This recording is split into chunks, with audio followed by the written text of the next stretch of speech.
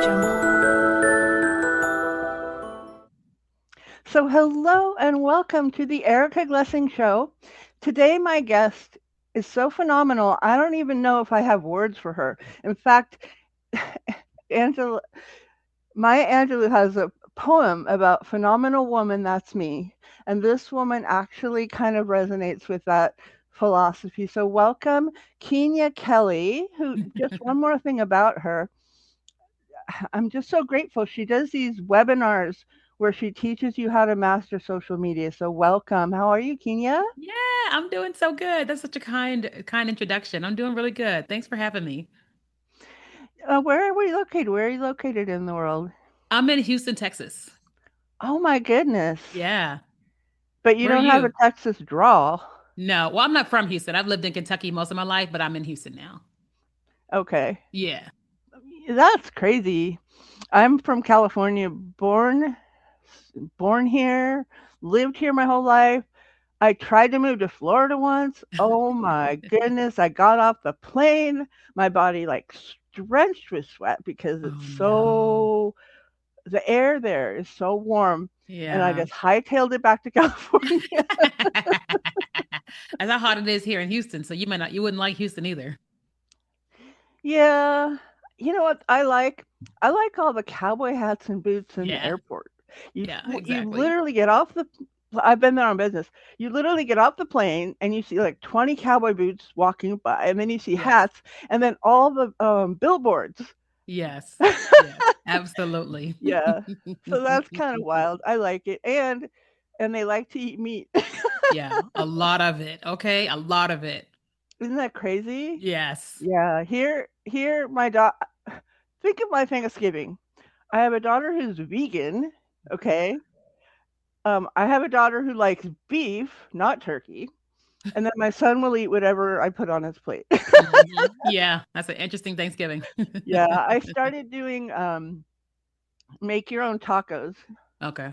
So I'd have, like, a vegan set of things, I'd have the beef things, Yeah. because, who doesn't like tacos, right? I mean, Yeah. I agree. We all love tacos, we all love typically. tacos, and you can make all the I can even do the fake cheese for Yeah. my vegan daughter and the real cheese for my other kids, and, Mhm. corn and flour tortillas are both vegan.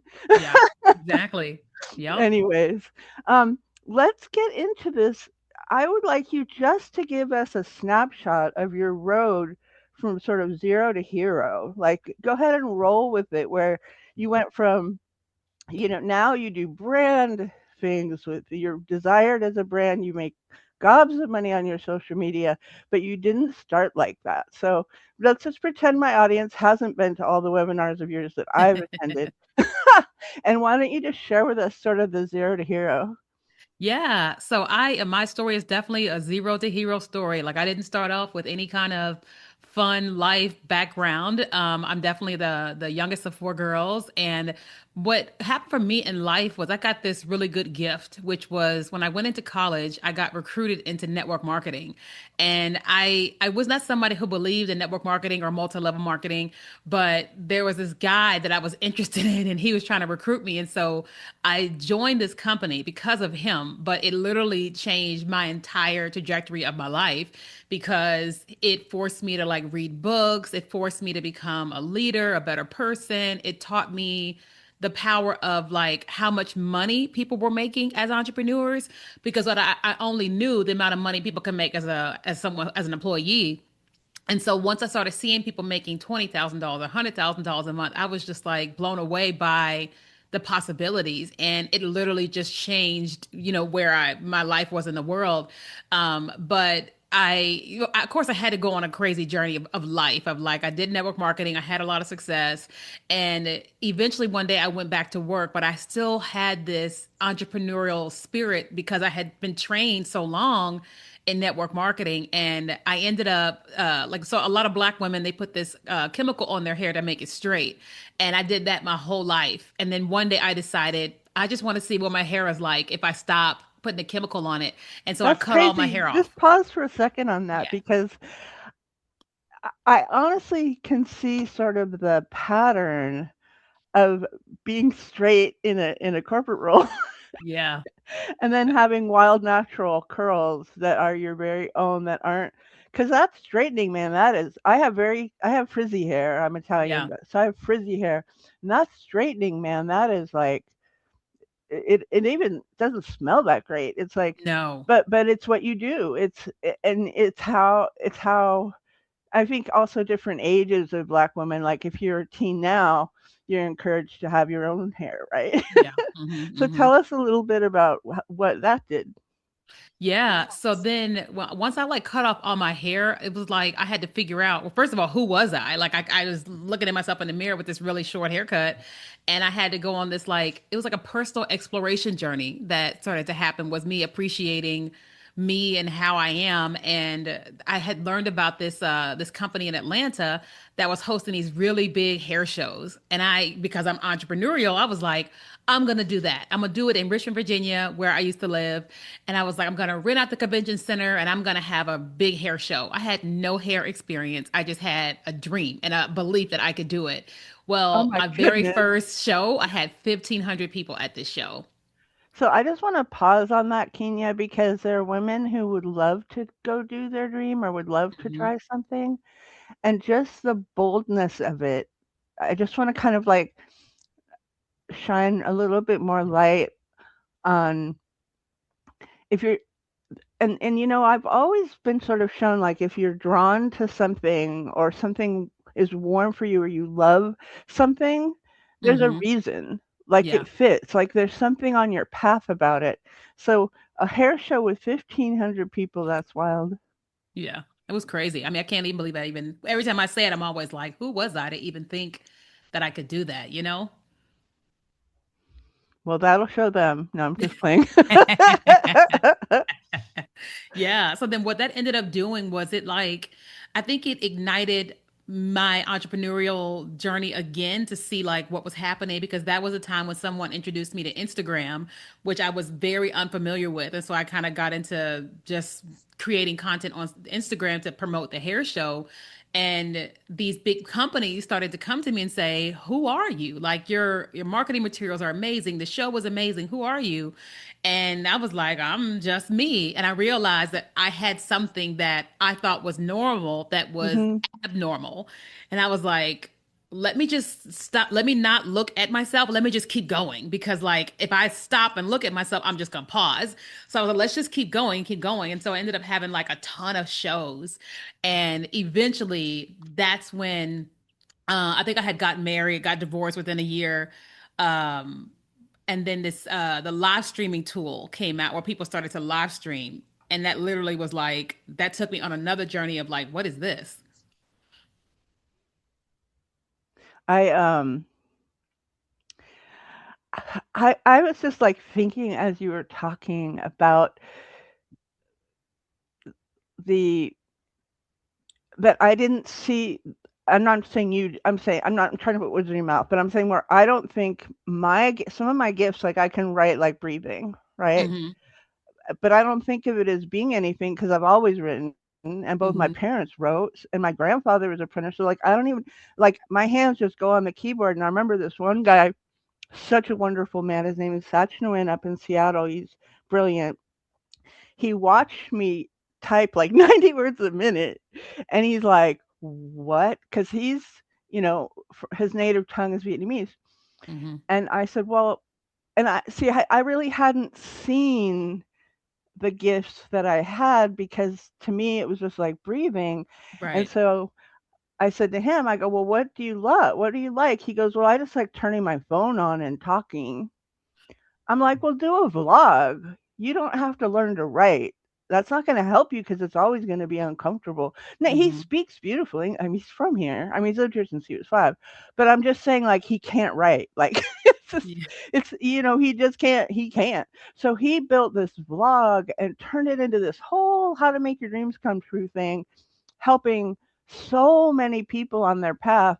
And that's what your story reminded me of, is you went with Kenya, Yeah. like you went with your gifts and your abilities. But one thing we really haven't said yet, I want you to brag. Mhm. And I know that's like the least comfortable thing any of us can do. Black woman, white woman, I don't care. Someone from Yeah. India, someone from Mexico, everybody. They were taught not to brag. They were taught not to say they were great. And I think this is just like, I used to think it was just because I was like my role in my family is infrastructure. Then I met a Mhm. woman from Mexico, same thing. I met a woman from India, same thing. Yeah. That people just were taught not to brag. So I want you just to like rattle off your accomplishments. Just like give us like a rant on all the amazing things that have happened for you. And you could even say millions. It's okay. Like you're safe here in this Erica Glessing show. And Yeah. podcasts will find the people that they're meant to find. Like Yeah. you put them out there and they go on 40 different platforms and someone will just click on that one because they need to hear it. So Yeah. can you brag for me? Is that okay? Yeah, for sure. So it's been some amazing things that have just happened in my life. Like first just saying that I had this big hair show that had 1,500 people at it. And all the big major hair care brands who I'm technically was a nobody. And to be able to do that was just like for me it was like the most amazing thing ever. But since then I found myself like getting into live stream and TikTok marketing as a result of praying and hearing that strategy from God. And as a result, now we've not only made like over $3 million, but I've been on like all the podcasts, all the stages, like Social Media Marketing World every year. I've been with Shalene Johnson's podcast, Pat Flynn's podcast. I've just been on all these shows and all these stages, all because I took this risk of like deciding to build an online brand to where I think we have 500,000 on one account on TikTok, 60,000 on another, 60,000 on Facebook, and the numbers just keep climbing and climbing, and then to just watch me be able to replicate that with my clients, being able to like teach them how to do it faster and like easier. It's just been like, it's just kind of like being like the greatest thing. And then like for me to see people who I meet in the street who are just like, oh my God, you inspire me. And it sometimes it's because of the social media success. Other times because they're like, you've lost weight and you went through divorce and you're still here. And like they just me just kind of sharing my life with people. It's just like, oh, I'm just literally being myself. But the more that I'm myself and loud about it, I'm like, it's not only changing my life, but it's changed other people's life because I'm just so loud and proud about it. I love that. So I want you to talk about the interrupt. Like stop the scroll. Because honey, if we do not do that, we're not going to get anywhere because Right. it's like such a fast-paced world and I find myself when I'm a little brain dead scrolling. Yeah, So exactly. what are some of your amazing insights into stopping the scroll and being an interrupt? Yeah, for sure. So anytime one of the things I've learned about social media is that whether you are a business or you're someone who you're just having fun creating on there, is that everybody joins social media for their own reason. They open up their phones into Instagram or Facebook or whatever for their own reason. And it typically is not us, right? It typically is some form of entertainment. And they just want to see something that's going to make them stop and watch it. And so I had to learn, okay, if that's the case and people don't open their phones to just come and see me, then my job is to learn how to create content that actually makes them stop and see me when I actually come across their screen. And so I started to learn that that's actually called creating scroll stopping content. So that when someone's like, when they're scrolling along, that something that I did makes them stop and actually watch my content. So then I started to learn, okay, well, what are things that make me stop and watch people's videos? Well, one thing is the text on screen. So it's like the immediate text, whatever I can read right off top, that literally it either keeps me watching or it makes me scroll away. But the bigger thing is what's happening visually. So when I see something stop on my screen, I see the visual first before I ever read the text or before I ever listen to anything. And so I started to learn, okay, you've got to do a couple things to get people to stop watching. One, what is visually happening in the video to make a person stop? Two, what is the text on screen that they read so they can know what this actual video is about? And then the third is the audio, right? Like the audio is the least important because most people have their videos muted, so you can't really hear anyway. So I started going, okay, my clients have to have a visual hook, which is something visually happening, a text hook, which is a text on screen, and then the third thing is the audio.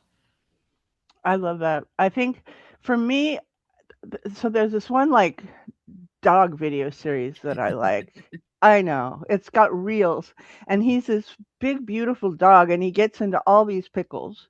He's always getting into trouble. I know. It's and it's one of the only videos it's one of the only like screen stopping things that gets me. Like this Yes. morning he was licking a kitten. The other day, something happened and he was like in a bathtub and he's like, my parents are not happy with me. And and he's a really famous dog now because he Oh, just wow. gets into all these like Yeah. situations. And then eh, I just think it's crazy what my kids teach me actually more than, you know, they'll sit in the back seat and they'll all watch the same TikTok silly thing like 20,000 times. Yes. So what that brings me to is one of your other key messages that I know you don't have forever to be on my show, but how do we take this like, okay, let's say we have the hook and we have the idea and somehow we master the visuals, which honey, I'm sorry. I just this I'm a writer, so I can write like a million years. Yeah. Video takes me like 4 hours to make 30 seconds. And I'm using flipping what do you call it? Stock footage, Oh, right? yeah. So it Mhm. should be like click, click, click, click, click, click, click. And it isn't, so that's okay. But we all have our strengths. Yeah. So I think maybe I'll learn how to get quicker. Yes, I you bet will. there's some perfectionism in there from my mom being a TV Mhm. producer, and she would critique Probably. everything we saw on television, Yeah. like what the people were wearing and the Yeah. sound, and she would critique the video footage and where the angles were from. And Mhm. I think and then we'd go to her station, which was KQED in San Francisco, and I'd watch shows get produced, and I'd watch how picky they were because it's a different era, Yeah. right? Oh, You didn't yeah. flip and turn Very on your different. phone and let someone see you dance, like like that just didn't happen. So Right. let's talk a little bit about, let's say just for some wild crazy thing, and I really want to send people over to Keenya Kelly, but wild crazy thing, how do we take it now from we've somehow gotten people to look at it? So we're getting the numbers. So I have Mhm. one station called Happiness Quotations that does really well with numbers because people are really inspired by the content. Mhm. But I haven't done the other part, which is the call to action and the conversions. So if you don't mind, that's really something I look up to you for. Would you mind sharing us some of your insights on that? Yeah, for sure. So the thing about the content that we create that typically has two big things, right? One is awareness content. And that's the content that we create and makes people aware of who we are or what it is that we have to offer. The second type of content is conversion content. And that's the content where you actually take somebody somewhere to make a purchase. And it's really important that before any content is created that you know what the intent is of that content. So if I am on Instagram and I'm telling them about a new Instagram feature, well, that's not necessarily going to convert them to buy something from me. That's going to make them aware of me, of my account, and what I can teach them, right? But if I create content and I say, my client just made $20,000 with this 1 30-second video, I want to show you the system on how she did it. Well, I'm trying to convert them into a client, right? Because the way that I'm positioning it. So if the goal is not just creating content, making them aware of you and all the brands that you have, but you're trying to actually convert them, then when you're creating content, that conversion content, it has to speak directly to the person you want to buy, and they have to be clear about it. So for example, right now everybody wants to lose weight, right? We all do, right? And so if a person is in the market for learning to paying for something to lose weight, it's really important for that person that's creating content to say, you're trying to lose weight and you're struggling, but my client just lost 5 pounds last month. I want to show you how. Well, that person is trying to lose 5 pounds, just like they're nodding their head saying, that's me, tell me how to do it. From the beginning of the video, now they're going to watch it all the way through to find out what do I need to purchase or what do I need to do to get the same success as your client got? So the way that you position the content is what's going to make people take whatever action you want them to take. I I'm just laughing because like so many of these things I know, but then what do I do? It's like Yes. so many of these things I know that they exist, but then how well do I do the thing? Yeah. Um, I think I want two more pieces and then we'll be done. One, share with me a couple of your favorite client stories. And I think you have permission for some of their names, even first names, even because they're on some of Yeah. your media. And then maybe just sort of your future vision for your business. Yeah. So one of my clients, she's one of my favorite ones I talk about. She has a mystery shopping business. Her name is Mercedes. And prior to us, she had made $20,000 in a year with her mystery shopping business, teaching women how to become mystery shoppers. But she wanted to learn how to do TikTok marketing. And so we taught her just the basics of how to utilize a creative trend to get her audience to pay attention to her. So she implemented exactly what we told her to do. Within 7 days, she went viral and she made $20,000. So then she's repeated that same strategy again and again, and she keeps making $20,000 a day because of it. And now she's made over $3 million in her business because she's learned here's how to create content that makes my audience stop and watch my content. Wow, Right? that's Yeah. something. Yeah, but another one of my clients, Kayla, she teaches women how to make money online as well, and she didn't really believe in Instagram Reels or TikTok, and I think she was more so like maybe a little introverted, but she just didn't want to really showcase her personality. She thought she had to be super professional, and we started teaching her how to showcase her personality while still being professional, and she ended up, I think, gaining 10,000 followers on her very first month on TikTok. And as a result, she's gained over 100,000 people on her email list just from TikTok alone. So instead Wow. of her paying all that money on Meta ads, she was able to do it just on TikTok, 100,000 email subscribers. And she's making, of course, a lot of money from that. I think the whole, let's just do a little kind of segue. No, that's not the right word. Distraction on sort of the power of an email list because I think Hmm. entrepreneurs don't always pay attention to that. Like they're always trying to get new clients, they're always trying to get new subscribers. But tell us a little bit about the power of email. Yeah. So one of the things that I learned early on in my career was the power of email marketing. I was like, oh, email is dead. But I'm reminded how often I open my email, how often I, check my email address. And then once I started growing on social media, I started realizing I don't really have control over my followers. So I can have a million followers somewhere, but that doesn't mean a million people are going to get a notification every time I post something.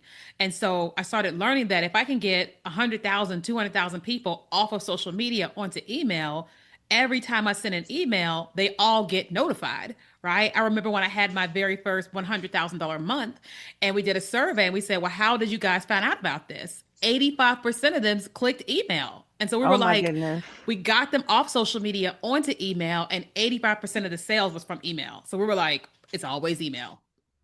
That reminds me of when in 2007 I was working, um, I was already sort of entrepreneuring, and one of my neighbors asked for my business on Facebook. Hmm. Like she literally lived over the fence from me. Like I Yeah. could see her in my backyard if I was being Hmm. nosy. And she flipping goes on Facebook and says, "We really need help with this. Can you help me?" I was like, "All right, I'm in. I'm Yeah. done. I'm not gonna resist it. Like I'm good. If they're gonna private message me or DM or whatever it's called, Yeah. if they're gonna do that when they live within, and it's just easier for people sometimes Yeah. to access you that way, Yep. and then moving them into email is brilliant. So tell us a little bit about where you're kind of going because I know you've got some nice sort of offers that you have going, but this is going to be evergreen. So Yeah. maybe just not on one specific offer, but where you kind of see yourself and who you'd like to help more. Yeah, so the people that I love helping the most are definitely female owned business owners. So whether they have a digital business or they're saying to themselves, I just want to learn how to create content online and make money from it. We are focused 100% in on women. Now, we do serve men too, but like we just go all in on women. And my biggest goal is mainly focusing on coaching them through like a community. So I have like a membership, it's like $47 a month. And it lets me coach people for a very small amount, but they get so much value. And me personally, I'm single, I'm trying to date and all that type of stuff. And I'm like, well, how do I get my time back? And how do I also coach all these people and help them with their goals? Well, we're like, okay, let's just focus on building that community where I'm coaching them every single day and we're having live calls. Because the bigger goal is like I think I'm more of a preacher teacher type person, and I think that I have this gift of bringing people together. And I think eventually at some point in time in my life I probably will have conferences, kind of like how Rachel, what's her last name, Rachel. I can see it. I Yeah, can see it yeah, in my mind's eye when you discuss it, and yeah. but I don't even know if it, like, it might. So what I'm seeing, and I'm just being, my weird self, is calling it sort of an elite, having tiers, Mm-hmm. like having the front 3 rows be able to Yeah. have snacks with you or something, right? And then having, like, the next 3 rows have Yes. another tier, and then having, like, the back of the stadium, what we call the nosebleed seats when you're going Yeah. to a game, right? The football Yeah. games Yeah. or something. So now we have those seats where it's like, really easy membership level, like Yeah. $12 or something, right? And that way you can have sort of tiers of people because, we just really need your messages right now. Like, we are just Oh, thank you. hurting. We're trying to figure out what's going on. LLMs and, AI has changed Yeah. SEO and how people search, and like everything's sort of been everything. I mean, we always change, but Yeah. it seems to me like right now it just feels like there's more change going on, right? Yeah. Mm-hmm. How do you let's ask that real quick. I'm just having so much fun. And I'm sure my audience is going to love this interview. I'm going to Yeah. promote it like crazy because it's going to help so many women. What do we do with the whole phenomena of AI? How do we sort of rope that in or harness the energy of that as it changes, it seems almost daily? Yeah, so I'll say to myself, like I also oftentimes find myself being overwhelmed by how much is happening with AI. But I made a decision last year. I said I'm going to start following the people who are teaching AI, but the ones that are teaching it from a standpoint that I can understand it, right? And it doesn't feel overcomplicated. It doesn't feel just like all techie, but it feels like I can understand what they're saying. And each day I'll dive into like something with Claude or something with like, what was it today? I was on ChatGPT and I was just like, let me just see what ChatGPT can create for a graphic. And I just gave it like a one liner and it created the most beautiful graphic for my challenge. And I was like, so I'm like giving myself the gift of just like one day at a time. I'm trying this and I'm trying that, but I'm also watching the people who teach AI. And instead of me being afraid of what could happen, I'm like, I'm just going to keep leaning into it one day at a time. And eventually I'll be ahead of all the people that aren't leaning into it at all. And so I think that it's more important for us to lean into it than lean away from it because it's not going anywhere. It's only going to become more kind of like with social media. And, people always say that it's going to take our jobs, but I think it's only going to take the jobs of people who are not actually learning AI with it because you still need a human working with the AI tool. And so if people are not investing in AI with what they're doing at their jobs or their businesses, then they're going to find themselves like, what happened to my business or what happened to my life? Because the world has moved into that place. And so you have to move with it. Yeah, it's like evolve or die. Yeah. It's like you can't be Blockbuster. You gotta be Netflix. You gotta keep going. Well, and I'll tell you one thing. Uh, when I started being good at social media, I think it was around 2007, Hmm. and I started a, f- a f- I had done my first book, and I named it an obscure name that nobody ever types in. So it's called Prospect When You're Happy. Hmm. Move the law of attraction into action. Nobody was typing in Prospect When You Are Happy. It came Right. to me in a dream, so I knew it was the right name. Yeah. So my next book, Happiness Quotations, I built reels, and I built a Facebook profile, and then I started asking for feedback on the Hmm. quotations because I write original quotations. And so it was so fun, and I ended up with so many people, and that nested my book that came out. And Yeah. so when my book came out, I got Jack Canfield to do what do you I I emailed him cold. The book wasn't even I had 14 pages written. I am not kidding. I Yeah. put it on the ugliest what do you, it was like a PowerPoint type thing, and it was like this weird color green. Like it seriously was the ugliest document on the Yeah. planet. And I said, here's 14 of my happiness quotations. Are you willing to do a recommendation? And I cold emailed him. Like I figured I noodled what I thought his email was. And he came back and said yes. And I went, oh my God, Wow. I have to write my book now. But it was like, I think it had to do with there's like more cream at the top, you know, Yeah. Yeah. like reach out to people. If someone inspires Yeah. you, if Keenya Kelly inspires you on this call, I want you to go to Yeah. KeenyaKelly.com and now Yes. go follow her. I want you to follow her on TikTok if you can handle TikTok. I'm not wild about TikTok. Follow her. She's on YouTube. She's on Instagram. She's on Facebook, and I'm and everywhere. learn from her because I gotta say, Keenya, you are a really great teacher, and I Thank just you. really appreciate you coming. Oh, thank you. I'm so glad you And I'd had me. say, how do I reach you and find out more? But I kind of gave it up. So why don't you just say how you'd like people to reach you instead of what Erica thought? Yeah, you can actually inbox me anywhere. I am on Instagram, Facebook, LinkedIn, YouTube, TikTok, my website, KeenyaKelly.com. All of it will come directly to me. I love it. Thank you so much. Thanks for coming. Yeah, thanks for having me. We did it.